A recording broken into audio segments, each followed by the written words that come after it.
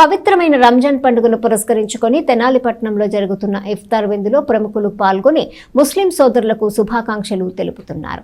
ఈ నేపథ్యంలో చినరావూరు, గాంధీ చౌక్, ఇస్లాంపేట, రైస్ కాలనీలో జరిగిన ఇఫ్తార్ విందు కార్యక్రమాల్లో పౌర సరఫరాల శాఖ మంత్రి నాదెండ్ల మనోహర్ పాల్గొన్నారు.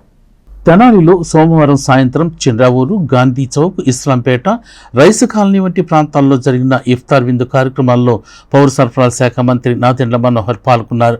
ముస్లిం సాంప్రదాయ దుస్తులను ధరించి వారితో పాటు ప్రార్థనలో మంత్రి పాల్గొన్నారు. తదనంతరం ఉపవాస దీక్ష తీసుకున్న ముస్లిం సోదరులకు ఇఫ్తార్ విందును అందజేశారు. ఈ సందర్భంగా మంత్రి నాదెండ్ల మనోహర్ మాట్లాడుతూ, రంజాన్ మాసం ప్రతి ఒక్క వ్యక్తిని, తోటి వ్యక్తికి సహాయం చేసే దృక్పథాన్ని, ఆధ్యాత్మికతను, క్రమశిక్షణను, మానవతా విలువలను పెంచుతుందని అన్నారు.